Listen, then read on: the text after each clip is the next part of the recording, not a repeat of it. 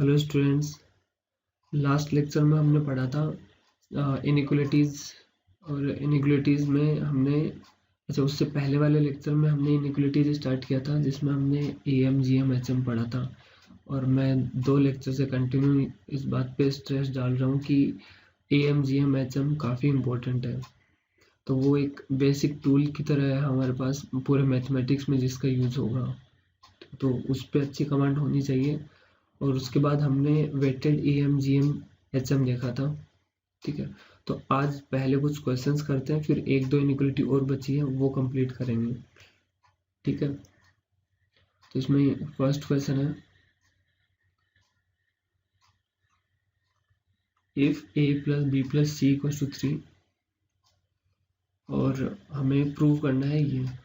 तो प्रूव करने के बजाय हमसे मिनिमम वैल्यू या मैक्सिमम वैल्यू भी पूछ सकते हैं। ठीक है, तो जो भी प्रूव दैट वाले क्वेश्चन है तुम ये मत सोचना कि ये तो प्रूव दैट वाले क्वेश्चन है, ये कैसे आएंगे, ये थोड़ी ना आएंगे एग्जाम में। तो प्रूव दैट के जितने भी क्वेश्चन हैं उनको ऑब्जेक्टिव क्वेश्चन बनाया जा सकता है। अभी ये देखते हैं इसमें हिंट कैसे लगेगी कि कौन सी इनइक्वलिटी हमें यूज़ करनी है, क्योंकि हम आगे मैथमेटिक्स में और भी बहुत सारी इनइक्वलिटीज़ पढ़ेंगे। तो ये माइंड में क्लिक करना कि कौन से वाली इनइक्वलिटी यहाँ पे यूज़ होगी, तो उसके लिए हम कुछ अपनी तरफ से ऐसे पैटर्न बना के रखेंगे माइंड में कि किस टाइप के क्वेश्चन में हमें कैसे हिंट लगे। जैसे ये वाला क्वेश्चन है, तो मैंने लास्ट टाइम तुम्हें वेटेड एएमजीएम में बताया था कि अगर कोई लीनियर एक्सप्रेशन है, ठीक है, और उसी के साथ उन्हीं वेरिएबल्स पे कुछ उटपटांग पावर दे रखी हो, कुछ भी पावर दे रखी हो, तो मैक्सिमम चांसेस है वहाँ पे वेटेड एएमजीएम यूज होने के। ठीक है, वेटेड एएमजीएम क्या था हमारा, A1W1 प्लस A2W2, ठीक है, फिर ANWN whole divide by W1 plus W2 plus WN। तो ये तो राइट साइड में एक्सप्रेशन आ जाएगा। तो ये तो लीनियर का काम, मतलब जो भी लीनियर एक्सप्रेशन दे रखा होगा वो तो राइट साइड में आ जाएगा।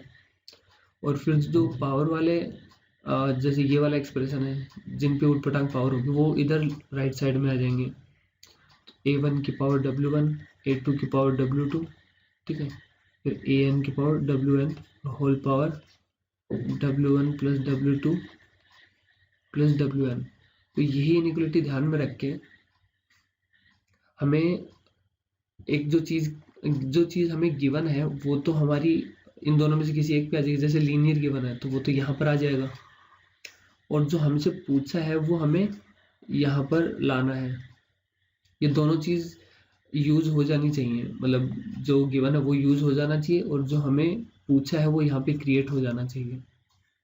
तो कुछ इस हिसाब से हमें W1 W2 या A1 A2 इनको सिलेक्ट करना है। तो सबसे पहले देखो राइट साइड में क्या आएगा, राइट साइड में ब्रैकेट में W1 तो यानी कि पावर रेज करेगा ना उस वेरिएबल पे। यहाँ पे ABC यूज हो रहा है और उनके ऊपर पावर आ रही है 2 3 2, तो W1 तो 2 का काम करेगा और W2 का काम कौन करेगा, 3, और W3 का काम 2 करेगा, क्योंकि ABC इन पे पावर रेज करवानी है ना हमें। यहाँ पे कुछ ब्रैकेट होगा, उस ब्रैकेट के ऊपर पावर कितनी, ऑब्वियसली 2। इस ब्रैकेट में कौन सी टर्म होगी, यहाँ पे A से रिलेटेड कोई टर्म होगी, A के साथ कोफिशिएंट क्या होगा वो बाद में देखते हैं। यहाँ पे B से रिलेटेड कोई टर्म होगी तो उसके ऊपर पावर कितनी होनी चाहिए ताकि B क्यूब जनरेट हो जाए, तो ऑब्वियसली 3 पावर। ऐसे यहाँ पर C से रिलेटेड टर्म होगी तो उसके ऊपर पावर 2 होनी चाहिए। ठीक है, तो हमारे W1 W2 W3 तो मिल गए, वो 2 3 2 होंगे। ठीक है, यहाँ पर 2 प्लस 3 प्लस 2। अभी लेफ्ट साइड में, तो लेफ्ट साइड में यहाँ पर ब्रैकेट A1 क्या होगा अभी नहीं पता, लेकिन W1 का काम तो 2 कर रहा है। ठीक है, फिर W2 का काम 3 कर रहा है, ब्रैकेट में क्या होगा नहीं पता। फिर W3 का काम 2 कर रहा है, ब्रैकेट में क्या होगा नहीं पता। 2 प्लस 3 प्लस 2। ओके, इतना तो हमने ऑब्जर्व कर लिया। अब हमें क्या करना है कि A plus B plus C यहाँ पे यूज हो जाना चाहिए। यानी कि ऊपर न्यूमरेटर में a प्लस बी प्लस सी आना चाहिए, a का कोफिशिएंट 1 होना चाहिए। तो ये जो पहला ब्रैकेट है यहाँ पे कुछ ऐसा लिखना है कि 2 से मल्टीप्लाई होकर वो a ही रहे। तो ऑब्वियसली क्या लेंगे 1/2a। सेकेंड वाले में ऐसा कुछ लें कि b ही रहे 3 से मल्टीप्लाई होने के बाद भी, तो 1/3b। ऐसे ही थर्ड वाले में 1/2c ले लेंगे। तो a1 का काम 1/2a कर रहा है, तो वो यहाँ पर आ जाएगा 1/2a। यहाँ पे 1/3b और 1/2c ये आ जाएगा। ठीक है, अब लेफ्ट साइड में ऊपर तो a प्लस बी प्लस सी आएगा जिसकी वैल्यू कितनी है 3, और डिनोमिनेटर में कितना आ जाएगा 7 आ जाएगा। तो 3/7 ग्रेटर देन इक्वल्स टू, यहाँ पे कितना आ जाएगा इसमें ब्रैकेट में a² b³ c² whole divide by 2 की पावर 2, 3 की पावर 3 एंड 2 की पावर 2 और होल पावर 1/7 आ जाएगा। ठीक है, दोनों तरफ पावर 7 रेज करवा दो। तो ऐसा करने से 3 की पावर 7 और 7 की पावर 7 आ जाएगा, और इधर क्या रहेगा a² b³ c², और डिनोमिनेटर में जो है उसको भी इधर मल्टीप्लाई कर दो, 2 की पावर 4 इंटू 3 की पावर 3 ये आ जाएगा। यही हमें प्रूव करना था। 3 की पावर ऐड होकर 10 हो जाएगा ऊपर। ठीक है, तो हमने हिंट यहाँ से ली, लीनियर था, और लीनियर में जो वेरिएबल इन्वॉल्व है उन्हीं की कुछ पावर यहाँ पे आ रही थी, तो ये सोच के हमने वेटेड AMGM लगाया। ठीक है, नेक्स्ट। तो नेक्स्ट क्वेश्चन में ABC पॉजिटिव दे रखे हैं। देखो ABC जब पॉजिटिव दे रखे हैं तो हमने जो भी अभी तक 2 इनइक्वालिटी पढ़ी है वो पॉजिटिव में लग रही है, तो वहाँ से ही हिंट मिल जाएगी। मैंने तुम्हें बताया था पहले कि मैक्सिमम हिंट तो हमें ये पॉजिटिव गिवन होता है उससे ही लग जानी चाहिए। ठीक है, अब दोनों में से कौन सी लगेगी इनइक्वालिटी, तो ये एक एक्सप्रेशन दे रखा है और हमें प्रूव करना है कि इसकी मिनिमम वैल्यू 5/4 है। इस एक्सप्रेशन में क्या खास है, तो देखो इसमें जो न्यूमरेटर में आ रहे हैं, जो वेरिएबल न्यूमरेटर में आ रहे हैं वही डिनोमिनेटर में भी आ रहे हैं। जैसे न्यूमरेटर में क्या आ रहा है ABC, और डिनोमिनेटर में भी ABC आ रहा है कहीं ना कहीं। तो ये क्यों आ रहे हैं, ताकि जब हम इनको मल्टीप्लाई करेंगे तो A से A कैंसिल हो जाए, B से B कैंसिल हो जाए। मल्टीप्लाई कब आए, मल्टीप्लाई क्यों करेंगे, ज्योमेट्रिक मीन में। तो यानी कि हमें अब टर्म सेलेक्ट करनी है, कुछ ऐसे टर्म सेलेक्ट करनी है कि उनको ऐड करें तो ये जो गिवन है वो आ जाए, और मल्टीप्लाई करें तो कुछ कांस्टेंट बचे, ABC कैंसिल हो जाए। ऐसे कुछ टर्म्स लेनी है। क्या लें, तो देखो अगर तुमने इसको फर्स्ट टर्म ले लिया, इसको सेकंड टर्म ले लिया और इस पूरे को थर्ड टर्म ले लिया, तो तुम इनको मल्टीप्लाई करो। मल्टीप्लाई करोगे तो ऊपर a³ है और नीचे सिर्फ a ही आएगा यहाँ पे, तो यही कैंसिल हो पाएगा, तो a² रह जाएगा।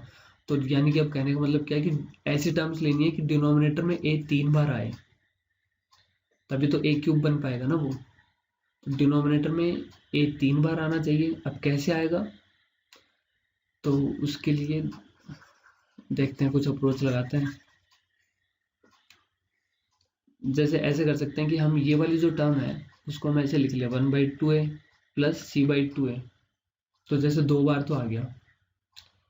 ठीक है, तो ये जो 1/2a लिखा हुआ है इसको हम ऐसे भी लिख सकते हैं, फिर 1/4a प्लस 1/4a और प्लस c/2a। तो अब 3 बार क्रिएट हो गया, 1 2 और 3, 3 बार। तो फर्स्ट टर्म अगर मैं a³ भी लेता हूँ, तो जब मैं इनको मल्टीप्लाई करूँगा तो a डिनोमिनेटर में a³ बन जाएगा और न्यूमरेटर में भी a³ कैंसिल हो जाएगा। तो a³ को तो हम ऐसे हटा सकते हैं, तो a³ की तरफ से तो कोई दिक्कत नहीं है। अभी b, तो सेकेंड टर्म b/8c² ले लेंगे, तो जब इनको मल्टीप्लाई करेंगे तो b से b कैंसिल हो जाएगा। ओके, c² डिनोमिनेटर में c² है तो न्यूमरेटर में भी c² आना चाहिए, लेकिन न्यूमरेटर में तो एक ही c है। तो अब कुछ स्टूडेंट बोलेंगे कि सर कोई दिक्कत नहीं, इसको भी ऐसे लिख लेते हैं c/4a प्लस c/4a, ताकि 2 बार c आ जाएगा। लेकिन ऐसा लिखने में दिक्कत क्या है कि a 4 बार आ जाएगा डिनोमिनेटर में, 2 बार तो यहाँ पे और 2 बार यहाँ पे। तो फिर क्या करें, तो इसको जो हमने यहाँ पर 1/2a को जो ये लिखा था इसको ऐसे ना लिख के 1/2a लिखा रहने दें। यानी कि हमने क्या किया, हमने पहले ये जो इसको ब्रेक किया था ये गलत कर दिया, हमें इसको करना चाहिए था। तो वो अचानक से ऐसे नहीं पता लगेगा, थोड़ा ऐसे प्रैक्टिस करने पे ही पता लगेगा कि किसको ब्रेक करना है किसको नहीं ब्रेक करना है। ठीक है, तो अभी थोड़ी सी पिक्चर क्लियर हुई होगी कि कौन सी टर्म्स हमें लेनी है, ए बी सी किसको लेना है किसको नहीं लेना है। ठीक है, तो इसको तो first term a³/4b² plus b/8c² plus 1/2a, ये तीन टर्म ले ली, और जो चौथी टर्म है c/2a उसको हमने ब्रेक कर लिया, c/4a प्लस c/4a, उसका हाफ हाफ ले लिया। तो ये 5 टर्म लेंगे हम। ठीक है, अब इन 5 टर्म पे am gm लगा देंगे, तो divide by 5 greater than equals to इन सब का प्रोडक्ट। तो इन सबको जो मल्टीप्लाई करेंगे a³/4b², सॉरी 4b² नहीं है, सिर्फ 4b है,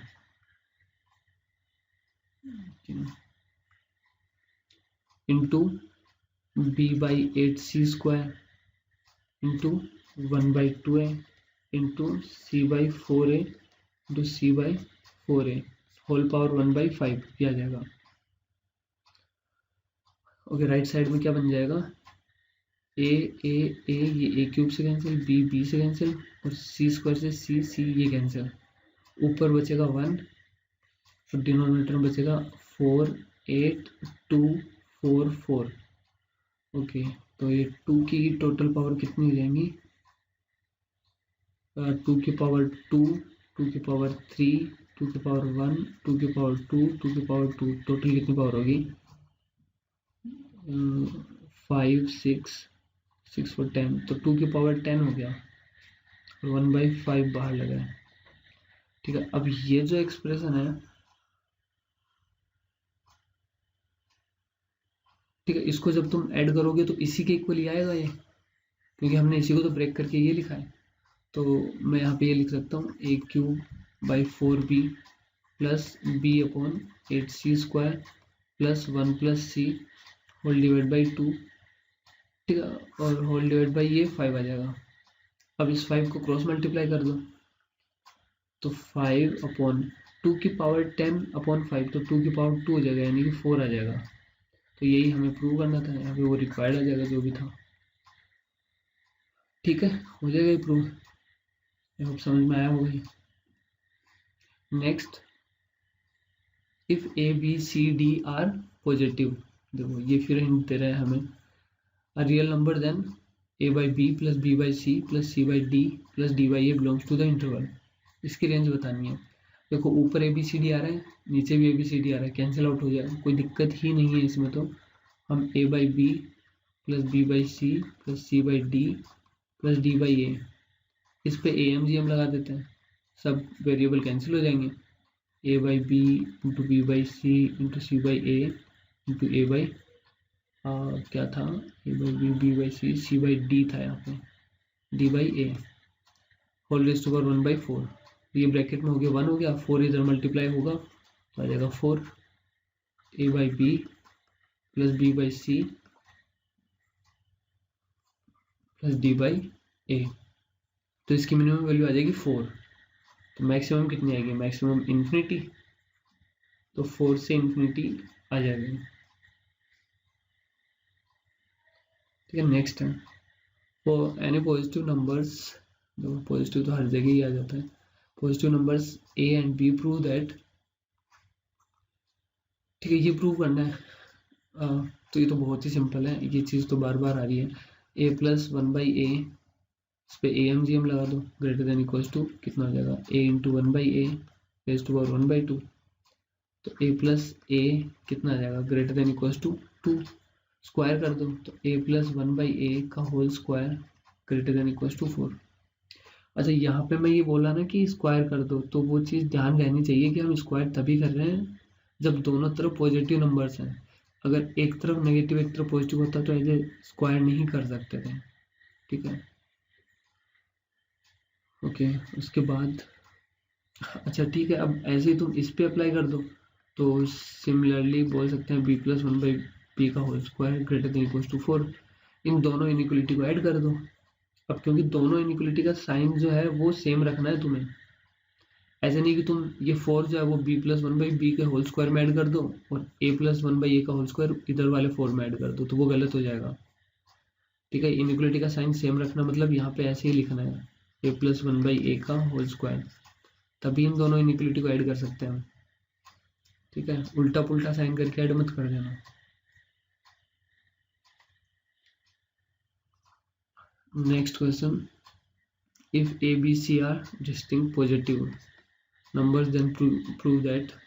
अच्छा बी आ रहा है, तो इसमें 1/a 1/b 1/c ये एडिशन में आ रहे हैं और इधर प्रोडक्ट भी आ रहा है और वो प्रोडक्ट एडिशन में भी आ रहा है। अगर सिर्फ ये सारी टर्म्स मल्टीप्लाई में होती तो हम am gm लगा देते हैं सिंपली, लेकिन अभी क्या हो रहा है कि दो दो के पेयर जो है वो प्रोडक्ट में आ रहे हैं और फिर एडिशन में आ रहा है। सीधा सीधा हिंट दे रहा है कि एक से ज़्यादा इनइक्वलिटी लगी होंगी और उनको ऐड किया गया होगा। किस पे? 1/a और 1/b पर, क्योंकि यहाँ पे a और b का प्रोडक्ट आ रहा है, यहाँ पे b और c का, और यहाँ पे c और a का। Greater than equals to 1/a into b raise to power 1/2।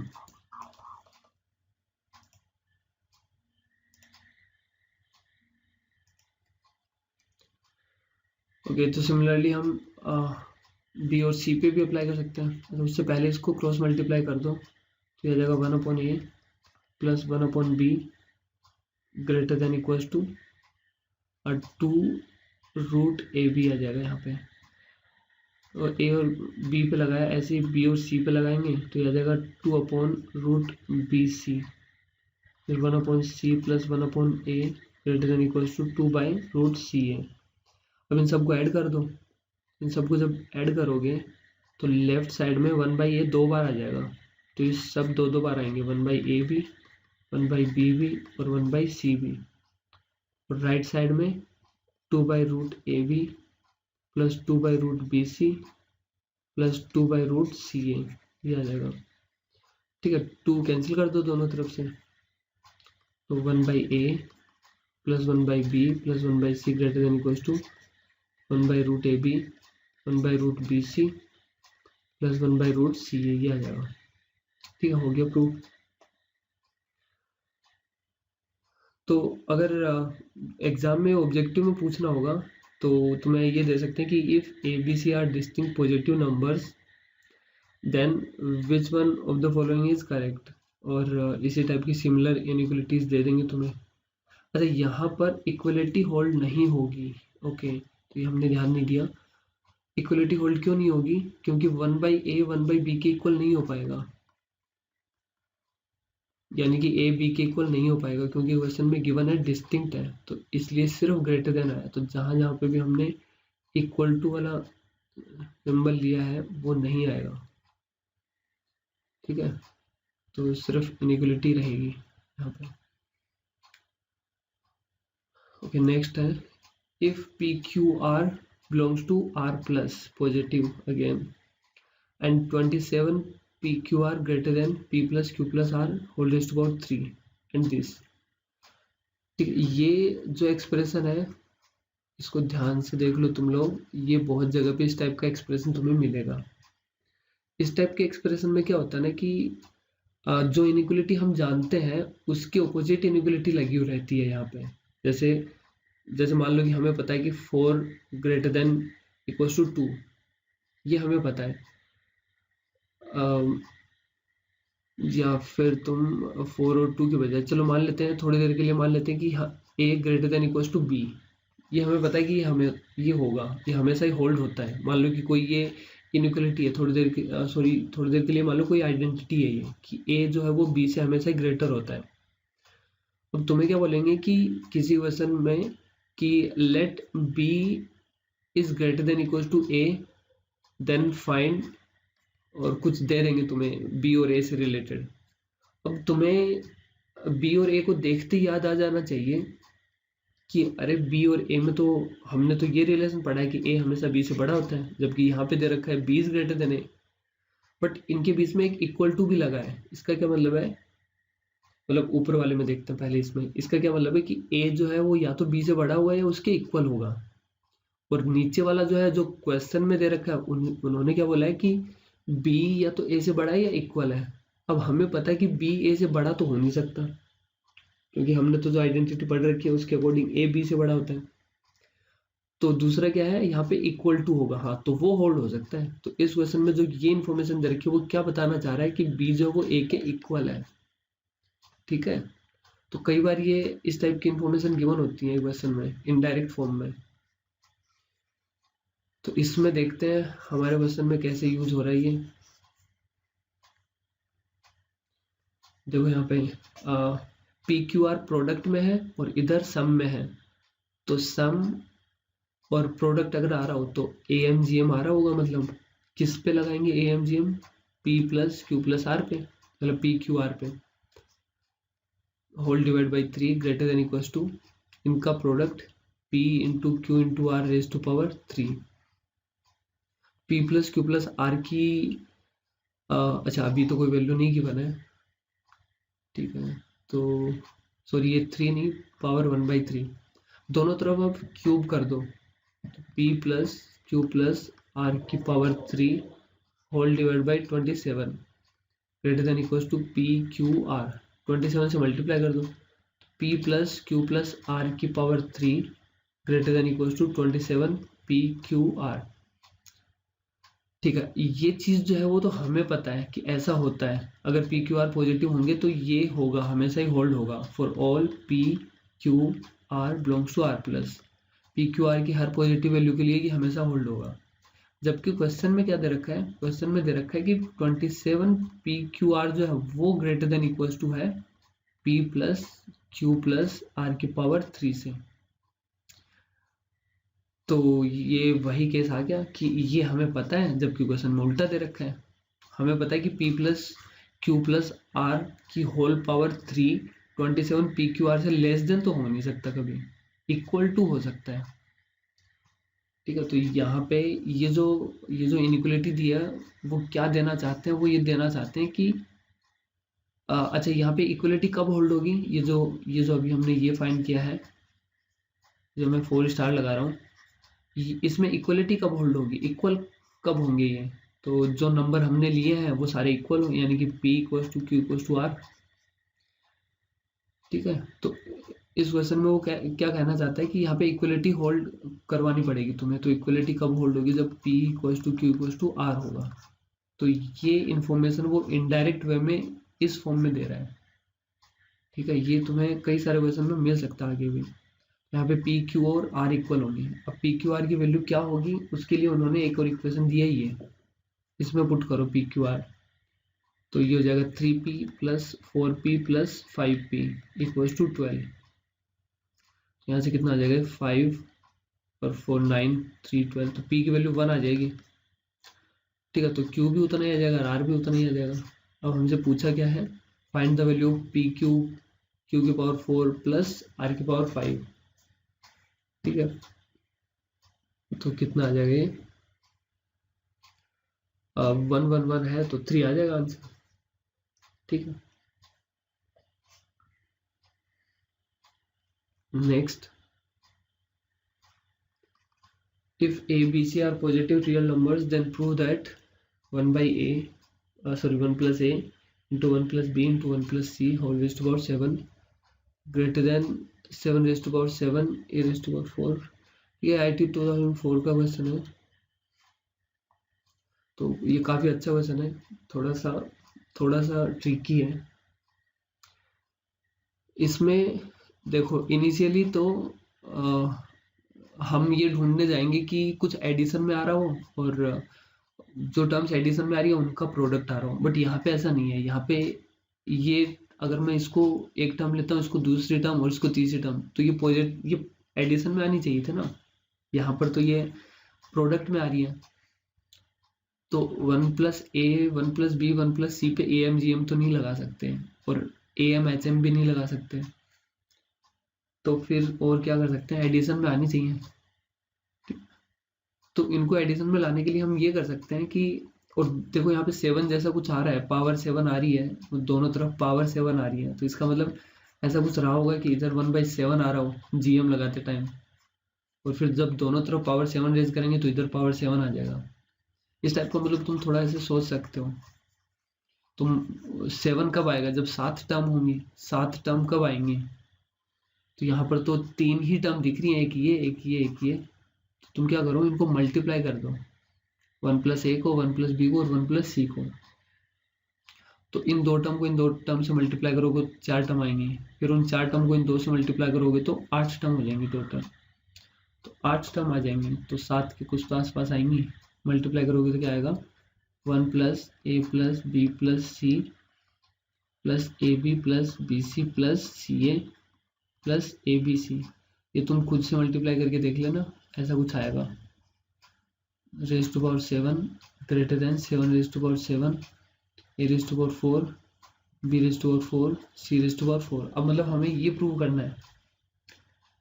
अब इसमें दिक्कत क्या है कि लेफ्ट साइड में टर्म्स जो है वो 8 टर्म है, और राइट साइड में जो यहाँ पर पावर वगैरह यूज हो रही है दोनों तरफ ही, वो पावर रेज हो रही है 7। तो अगर हम ये 8 के 8 टर्म लेंगे तो पावर 8 रेज हो जाएगा, तो ये प्रूव ही नहीं हो पाएगा। ठीक है। अच्छा, उससे पहले ये चीज देख लो कि अगर मैं इन सबको मल्टीप्लाई करता हूँ, ये जो 8 के 8 टर्म है इनको मल्टीप्लाई करता हूँ, तो क्या a 4 बार मल्टीप्लाई होगा, b c ये सब 4 बार मल्टीप्लाई होंगे। तो देखो यहाँ पे एक बार, 2 बार, 3 बार और 4 बार आ रहे हैं। तो सिमिलरली सिमेट्री से बोल सकते हैं b भी 4 बार आ रहा होगा, c भी 4 बार। तो हाँ, ये टर्म क्रिएट तो हो जाएगी इन सबको मल्टीप्लाई करके। तो अगर मैं 1 को छोड़ भी देता हूँ तब भी तो ये मल्टीप्लाई होके a⁴, b⁴ और c⁴ क्रिएट कर लेंगे। तो हम क्या करते हैं ना, 1 को छोड़ देते हैं, 1 को छोड़ के बाकी सब पे AMGM लगा देते हैं। किस पे, a पे, b पे, c पे। तो उससे क्या होगा कि 7 ही टर्म रहेंगी, और a⁴, b⁴ और c⁴ भी क्रिएट हो जाएगा। Divide by 7 greater than equals to कितना आ जाएगा, a⁴, b⁴, c⁴ whole rays to power 1/7। ठीक है, दोनों तरफ पावर 7 रेज करवा दो। तो a plus b plus c plus ab plus bc plus ca plus abc की whole power 7 greater than equals to 7 की power 7 a⁴ plus into b⁴ into c⁴, ये आ जाएगा। लेकिन जो हमें प्रूव करना है उसमें तो 1 प्लस है, यहाँ पे जो हमने प्रूव किया उसमें तो 1 प्लस है ही नहीं। तो छोटा सा ही लॉजिक है वैसे तो यहाँ पे, और इसी टाइप के क्वेश्चंस आते रहते हैं जिसमें हमें कुछ एक टर्म को एलिमिनेट करना पड़ता है। तो इसमें देखो हमने जो प्रूव किया है, कुछ ऐसा प्रूव किया है कि 5 is greater than equals to 2, ऐसा कुछ मान लो कि ऐसा कुछ हमने प्रूव किया है। और हमसे पूछा क्या है, प्रूव करो 6 is greater than equals to 2। तो जब हमने ये प्रूव कर दिया कि 5 जो है वो 2 से बड़ा है, तो 6 तो फिर होगा ही, क्योंकि 6 जो है वो 5 से बड़ा है। ठीक है, तो हम ये बोल सकते हैं कि 1 plus a plus b plus c plus ab plus bc plus ca plus abc की whole power 7 will be greater than a plus b plus c plus ab plus bc plus ca plus abc की whole power 7। ये जो expression है ये तो इससे greater ही होगा हमेशा, इक्वल भी नहीं हो पाएंगे यहाँ पे। ठीक है, क्योंकि लेफ्ट साइड में जो हमने एक्सप्रेशन लिखा है उसमें 1 ज्यादा है, तो ये हमेशा ग्रेटर ही होगा इससे। ठीक है, और ये जो राइट साइड में एक्सप्रेशन है ये हमें पता है कि किससे ग्रेटर है, ये है greater than equal to 7^7 a⁴, b⁴, c⁴ से। ठीक है, तो इनडायरेक्टली ये जो अब ये कुछ ऐसा लिखा हुआ है कि x is greater than y और y is greater than equal to z, तो x तो z से ग्रेटर हो ही जाएगा। ठीक है, तो प्रूव हो जाएगा ये जो एक्सप्रेशन लिखा है हमने वो इससे ग्रेटर आ जाएगा। बस यही हमें इसमें प्रूव करना था। ओके, तो अभी इसमें कुछ इनइक्वालिटी पढ़ते हैं हम। तो नेक्स्ट इनइक्वालिटी है थर्ड, कोशिश इनइक्वलिटी। तो ये भी काफी इंपॉर्टेंट है। इसका स्टेटमेंट क्या है? If A1 A2 A3 AN and B1 B2 B3 BN are two sets of real numbers, then कोई भी मान लो आपके पास दो सेट है, ठीक है, मान लो कि चार चार नंबर के दो सेट है, एक सेट है जिसमें 4 नंबर और दूसरा सेट है जिसमें 4 नंबर है, तो उनके बीच में हमेशा ही एक इनइक्वलिटी होल्ड होगी। वो इनइक्वलिटी क्या है? उन सबका स्क्वायर करो, ऐड करो, A1 square A2 square plus A3 square plus AN square. जो एक सेट है उसके स्क्वायर का सम कर दिया, मल्टीप्लाई में दूसरा सेट जो उसके स्क्वायर को ऐड कर दिया, B1 square plus B2 square plus BN square, BN square. ये हमेशा ग्रेटर देन इक्वल टू होगा A1 B1, यानी कि कॉरस्पॉन्डिंग टर्म्स के मल्टीप्लीकेशन। A1 को मल्टीप्लाई करना है B1 से, प्लस A2 को मल्टीप्लाई करना है B2 से, प्लस A3 को मल्टीप्लाई करना है B3 से, ओके, एंड AN को मल्टीप्लाई करना है BN से। इसका फिर होल स्क्वायर। ये इनइक्वलिटी, ये तुम्हें याद रखनी है, ठीक है। और इसमें इनइक्वलिटी, ये जो इक्वलिटी है वो कब होल्ड होगी, यानी कि दोनों तरफ के एक्सप्रेशन इक्वल कब होंगे? Equality will hold when ratio of corresponding terms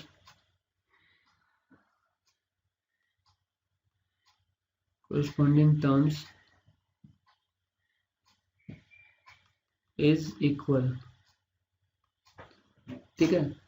corresponding terms का मतलब हो गया A1 के कॉरस्पॉन्डिंग टर्म कौन सी है? B1, और A2 के कॉरस्पॉन्डिंग कौन सी है? B2। तो इनका रेशियो इक्वल होना चाहिए। A1 by B1 should be equal to A2 by B2 equal to A3 by B3, ठीक है, AN by BN। ये रेशियो इक्वल होने चाहिए, तभी ये इक्वलिटी होल्ड होगी। पहले मैं एक छोटा सा ऐसे एग्जांपल ले लेता हूँ, इसका मतलब समझा देता हूँ, उसके बाद इसके ये आया कैसे वो बताता हूँ। तो जैसे मान लो कि तुम्हारे पास कोई भी दो सेट है, जैसे मान लियो कि तुम्हारे पास एक सेट है ABC का, और ये एक सेट हो गया, और दूसरा सेट तुम कोई नंबर ले सकते हो 1 3 5 कुछ भी ऐसा। तो इनके बीच में अगर मेरे को ये इनइक्वलिटी बैठानी हो तो कैसे बैठाएंगे? A square plus B square plus C square, ठीक है, मल्टीप्लाई में।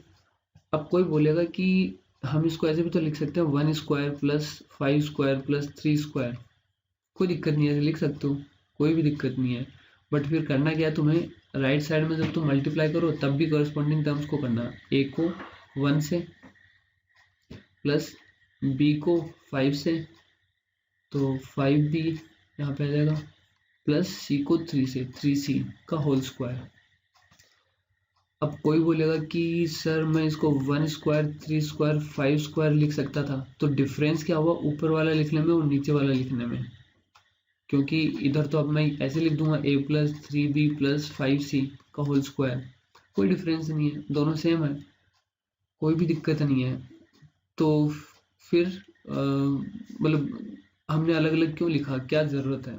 तो वो क्वेश्चन पे डिपेंड करता है कि हमें A plus 5B plus 3C चाहिए या A plus 3B plus 5C चाहिए, ठीक है। जो हमारी रिक्वायरमेंट होगी उसके अकॉर्डिंग हम लिख लेंगे यहाँ पे, ओके। तो आई होप ये समझ में आया होगा कि हमें ये इनइक्वलिटी, हमने इक्वलिटी डिफाइन नहीं की, सॉरी। तो दोबारा लिखते हैं A square plus B square plus C square ये, और 1 square plus 3 square plus 5 square greater than equals to A plus 3B plus 5C का होल स्क्वायर। ये इनइक्वलिटी होल्ड होगी। और अगर क्वेश्चन में कहीं पे ये दे रखा है इक्वलिटी होल्ड करवा रखी है इनके बीच में, ठीक है, तो वो इक्वलिटी कब होल्ड होगी यहाँ पे, जब a/1 और b/3 और c/5 का रेशियो इक्वल हो, ये सेम रेशियो में होने चाहिए। ठीक है, इस पे देखो क्वेश्चन कैसे बन सकता है। अगर मैं ये जो अभी इंफॉर्मेशन हमने लिखी है इसके बेसिस पे अगर मेरे को क्वेश्चन बनाना हो तो मैं कैसे बना सकता हूँ। मैं क्या करूँगा, तुम्हें यहाँ पे इक्वलिटी होल्ड करवा के दे दूंगा। इक्वलिटी होल्ड करवा के मतलब 5² 25 प्लस 9 प्लस 1 ये 10 35 हो गया। मैं ऐसे लिख दूंगा 35 into a² plus b² plus c² equals to लिख दूंगा a plus 3b plus 5c का होल स्क्वायर। तो क्वेश्चन में मैंने क्या दिया, if this equals to this then a b c are in, AP में है, GP में है, HP में है, किस में है, ये तुमसे मैं पूछ सकता हूँ यहाँ पर। तो अगर तुम्हें ये कोचीज इनइक्वालिटी ध्यान में आ जाती है, याद आ जाती है, वो अगर तुम लगाते हो तो देखो यहाँ पे हमने तो ये पढ़ा ना कि ये वाला जो एक्सप्रेशन है वो इससे ग्रेटर होगा या इक्वल होगा, जबकि यहाँ पे इक्वल दे रखा है। तो इक्वल कब होगा, इस केस में हो सकता है जब ये a/1 b/3 और c/5 सेम रेशियो में हो। इसका मतलब क्या हो गया, सेम रेशियो में होने का मतलब कोई रेशियो होगा लेमडा। यहाँ पे a इक्वल टू कितना आ जाएगा लेमडा, b इक्वल टू कितना आ गया 3 लेमडा, c इक्वल टू कितना आ गया 5 लेमडा। तो लेमडा 3 लेमडा और 5 लेमडा ये किस में है, AP में है। तो हम बोल सकते हैं कि ABC जो होंगे वो AP में होंगे। इस टाइप का क्वेश्चन फॉर्म हो सकते हैं। अब ये सेम क्वेश्चन मेरे को थोड़ा और डिफिकल्ट बनाना हो तो मैं क्या कर सकता हूँ, सेम क्वेश्चन को तो मैं इसको एक्सपेंड कर लूंगा 35 a² plus b² plus c² और इधर इसको एक्सपेंड करोगे तो क्या आ जाएगा a² plus 9b² plus 25c² plus कितना आ जाएगा 6ab plus 30 bc plus 10ac, ऐसा कुछ आ जाएगा। तो अभी a² को जब इधर लेके आओगे तो 34a² plus 35 minus 9 26b² plus 10c² equals to 6ab plus 30bc plus 10ac, ये दे दिया मैंने। अभी मेरा क्वेश्चन चेंज हो गया कि if this expression equals to this then abc are in, ऐसे पूछ सकते हैं। तो इसमें फिर तुम क्या करोगे, तुम्हें क्या सोचना है, उसी के अकॉर्डिंग सोचना है कि कोई एक लीनियर आ रहा होगा ABC में, उसका होल स्क्वायर बनाना है मेरे को। ठीक है, यानी कि जैसे हम इधर से यहाँ तक आए, तुम्हें ऐसे उल्टा जाना पड़ेगा, इससे तुम्हें ये लाना पड़ेगा, या फिर ये बोलें कि इससे तुम्हें ये लाना पड़ेगा, ये क्रिएट करना पड़ेगा। ठीक है, तो ऐसे क्वेश्चन को डिफिकल्ट बनाया जा सकता है। ठीक है, तो अभी इस पे अच्छा ये मैं बता देता हूँ तुम्हें आया कैसे। वैसे तो प्रूफ हम इसका बाद में भी पढ़ सकते हैं, बट अगर तुम्हें थोड़ा बहुत वेक्टर आता हो तो मैं वेक्टर की हेल्प से बता देता हूँ। जैसे वेक्टर ए ले लिया, वेक्टर ए क्या ले लिया, वेक्टर ए के बजाय वेक्टर एक्स ले लेते हैं। X vector equals to a1 i cap plus a2 j cap plus a3 k cap, और ऐसे ही y वेक्टर ले लिया b1 i cap plus b2 j cap plus b3 k cap. मतलब तुमने थोड़ा बहुत वेक्टर फिजिक्स में पढ़ा होगा तो इतना तो तुम्हें शायद समझ में आ जाना चाहिए, और अगर नहीं भी आता तो कोई दिक्कत नहीं है। ये प्रूफ मैं जस्ट उन स्टूडेंट्स के लिए जो क्यूरियस हैं जानने के लिए, अदरवाइज इसका प्रूफ वगैरह कहीं कुछ नहीं पूछते। और प्रूफ इसलिए बता रहा हूँ ताकि ये इनइक्वालिटी थोड़ी याद रहे तुम्हें, ठीक है, रटना ना पड़े। ठीक है, तो वेक्टर एक्स और वेक्टर वाई के बीच में तुमने ये पढ़ा होगा। वैसे एक्स डॉट वाई क्या होता है, एक्स डॉट वाई होता है mod of X into mod of Y into cos theta. ठीक है, तो एक्स डॉट वाई का होल स्क्वायर कितना आ जाएगा, मॉड ऑफ एक्स का whole square into mod of Y का whole square into cos square theta, ये होता है। ठीक है, तो ये वाला जो एक्सप्रेशन है mod of X square into mod of Y square into cos square theta, ये तुमने अगर पढ़ा है तो याद होगा कि ये लेस देन होगा mod of X square into mod of Y square से, क्योंकि कोस थीटा की वैल्यू 1 से ज़्यादा नहीं होती। तो ये जो एक्सप्रेशन होगा वो mod of X square into mod of Y square से कम ही होगा। और अगर नहीं समझ में आ रहा है तो तुम यहीं छोड़ दो, अभी इम्पोर्टेंट नहीं है, आगे बहुत बार हम यूज़ करेंगे तो समझ में आ जाएगा। तो mod of X square into mod of Y square is greater than equals to mod of X square into mod of Y square into cos square theta, यानी कि एक्स डॉट वाई का whole square, mod of X square into mod of Y square. Mod of X square कितना आ जाएगा, तो ये जो vector है इसका मोड क्या होगा, इसका मोड होगा square root of a1 square plus a2 square plus a3 square, और उसका स्क्वायर कर दोगे तो स्क्वायर रूट हट जाएगा, तो क्या बचेगा a1 square plus a2 square plus a3 square. ऐसे मोड ऑफ वाई स्क्वायर क्या आ जाएगा, b1 स्क्वायर b2 स्क्वायर और b3 square greater than equal to इन दोनों का डॉट प्रोडक्ट, इसका और इसका, तो आई कैप वाले आपस में मल्टीप्लाई हो जाएंगे, a1 b1 और a2 और b2 आपस में मल्टीप्लाई हो जाएंगे, a3 और b3 आपस में मल्टीप्लाई हो जाएंगे का whole square.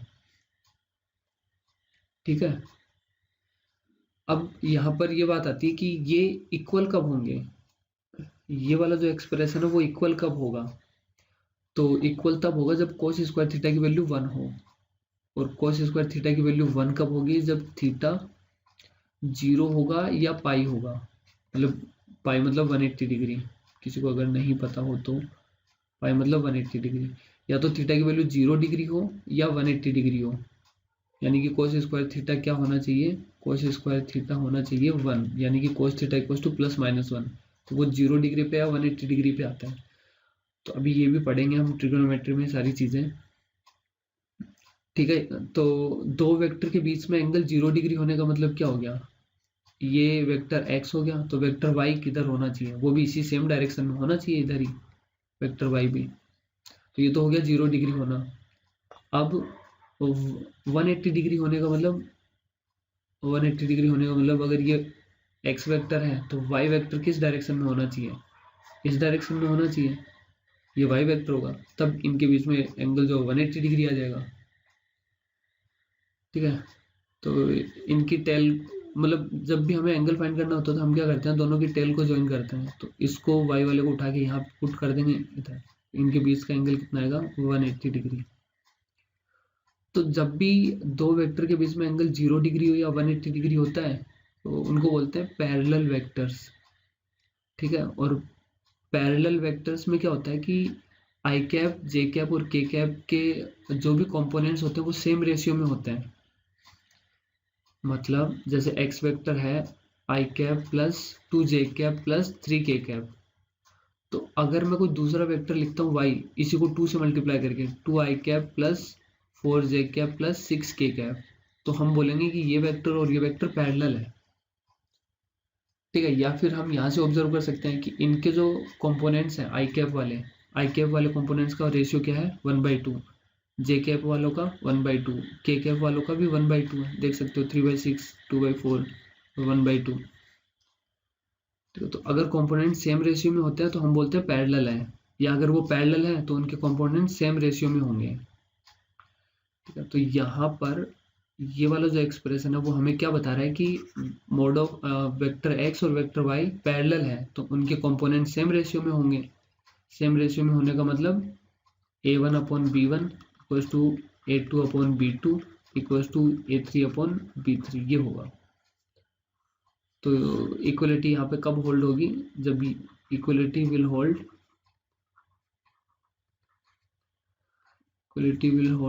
When a1 by b1 equals to a2 by b2 equals to a3 by b3। ठीक है, नहीं समझ में आया अभी छोड़ सकते हो, वेक्टर चैप्टर में हम इसको बहुत अच्छे से पढ़ेंगे, वहां पे समझ में आ जाएगा तुम्हें। अभी तो तुम बस ये इनइक्वलिटी ध्यान में रखो। ठीक है, कोचीज इनइक्वलिटी। अब इसमें नोट डाल के तुम ये लिख सकते हो कि हमें हिंट कैसे लगेगी।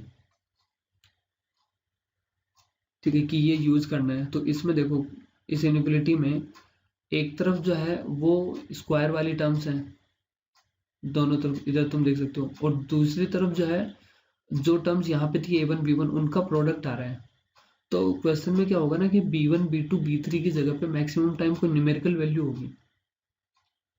ठीक है, तो B1 B2 B3 को अगर न्यूमेरिकल वैल्यू पकड़ते हैं हम, तो राइट साइड में एक लीनियर एक्सप्रेशन आ जाएगा।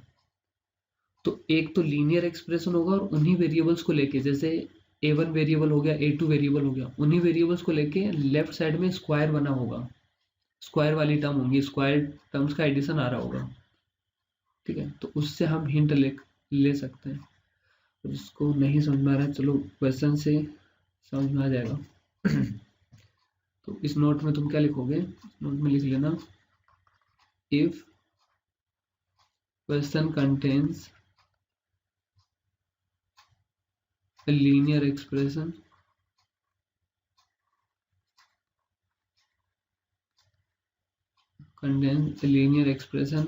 and sum of squares of variables, same variables, sum of squares of same variables used in linear expression, then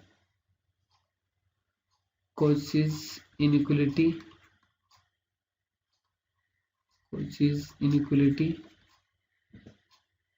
can be applied या can be used।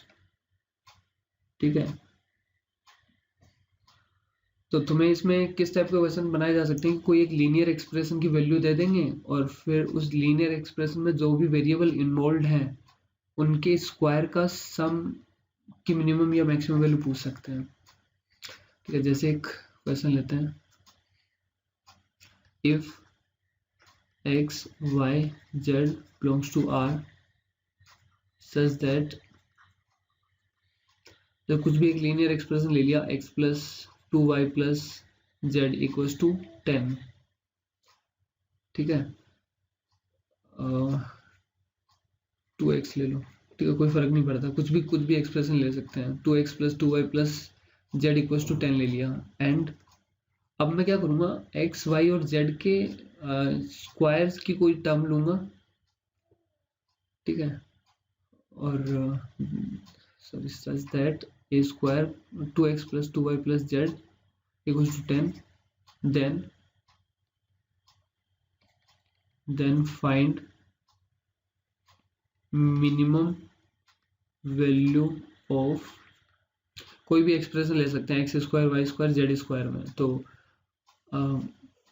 X square plus 4y square plus Z square. ठीक है, तुम्हें इसकी minimum value find करनी है, क्या होगी, x square plus 4y square plus Z square. Again मैं बोल रहा हूँ कुछ भी एक्सप्रेशन हो सकता है, यहाँ पे जरूरी नहीं यही हो, तो हम चलो और भी एक्सप्रेशन ले लेंगे, पहला ये ले लेते हैं। ठीक है, तो यहाँ पे हमें सम दे रखा है उस लीनियर का और उनके स्क्वायर का सम की मिनिमम वैल्यू पूछी है। तो कॉचीज इनइक्वालिटी यूज करने के लिए हम यहाँ पे लेफ्ट साइड में कुछ दो टर्म का ऐसे प्रोडक्ट आएगा और ग्रेटर देन इक्वल्स टू यहाँ पर कुछ वो लीनियर एक्सप्रेशन आएगा उसका होल स्क्वायर। ठीक है, B1 B2 B3 वो सब क्या होंगे, वो अभी देखते हैं क्या होने चाहिए वो। तो जो हमें पूछा है x square plus 4y square plus Z square, वो तो यहाँ पर आ जाएगा, x square plus 4y square को हम लिख सकते हैं 2y का whole square plus Z square. तो a1 का काम तो x कर रहा है, a2 का काम 2y कर रहा है, a1 का काम कौन कर रहा है x, और a2 का काम कौन कर रहा है 2y, और a3 का काम कौन कर रहा है z। अब हमें डिसाइड करना है कि B1 B2 B3 क्या होंगे, B1 का काम, B2 का काम और B3 का काम कौन कर रहा है। ठीक है, तो A1 अगर जब हमने A1 डिसाइड कर ही लिया तो A1 को हम यहाँ पे लिख लेते हैं x के साथ मल्टीप्लाई में क्या आएगा वो अभी नहीं पता है, यहाँ पे कुछ तो होगा मल्टीप्लाई में, फिर प्लस और ये 3 ब्रैकेट आएंगे यहाँ पे अंदर में, पहले 3 ब्रैकेट। बी A2 क्या है हमारा 2y है, तो वो हमने डिसाइड कर लिया। अब इसके मल्टीप्लाई में क्या आएगा वो नहीं पता है अभी। और A3 क्या है वो है z हमारा, उसके मल्टीप्लाई में क्या है वो भी नहीं पता। अब इन x 2y और z के मल्टीप्लाई में क्या होगा, कैसे डिसाइड करें। तो ये 2x plus 2y plus z जो है वो यहाँ पे क्रिएट करना है, वो यहाँ पे क्रिएट हो जाना चाहिए। x को किससे मल्टीप्लाई करेंगे, 2x बन जाए ऑब्वियसली 2 से। तो यहाँ पर क्या आ जाएगा फिर b1 का काम कौन कर रहा है, 2 डिसाइड हो गया। तो इधर 2 स्क्वायर। अभी 2y को किससे मल्टीप्लाई करें कि 2y आ जाए, ऑब्वियसली 1 से। तो b2 भी डिसाइड हो गया 1, तो इधर 1 का स्क्वायर। z को किससे मल्टीप्लाई करें कि z आ जाए 1 से, तो b3 का काम 1 कर रहे हैं, तो यहाँ पे भी 1 स्क्वायर आ जाएगा। ठीक है, तो अब इस इनइक्वालिटी को मैं नीचे लिख रहा हूँ, क्या आ जाएगा ये x square plus 2y square, sorry 4y square plus z square multiply में क्या है 2 स्क्वायर 4 प्लस 5 प्लस 6 आ जाएगा, ग्रेटर देन इक्वल्स टू, यहाँ पे ब्रैकेट में बन जाएगा 2x plus 2y plus z का होल स्क्वायर, और जो कि कितना है 10। तो ये आ जाएगा 100 डिवाइड बाई 6। तो X square plus 4y square plus z square की मिनिमम वैल्यू कितनी आ जाएगी 100/6। ये हमारा आंसर हो जाएगा। ठीक है, अब इसी का सेकंड पार्ट एक और ले लेते हैं कुछ भी। क्या था हमारा 2x plus 2y plus z equals to कितना लिया था हमने 10। तो इस बार ले लेते हैं कुछ भी एक रैंडम एग्जांपल कि 4x square plus 9y square plus 25z square, इसकी मिनिमम वैल्यू फाइंड करो। Then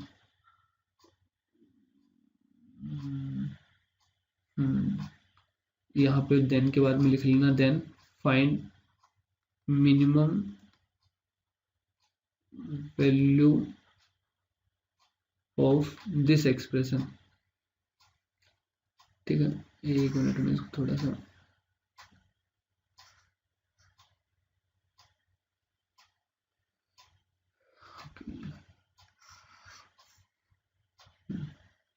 then find minimum value of this expression, इसकी मिनिमम वैल्यू फाइंड करनी है।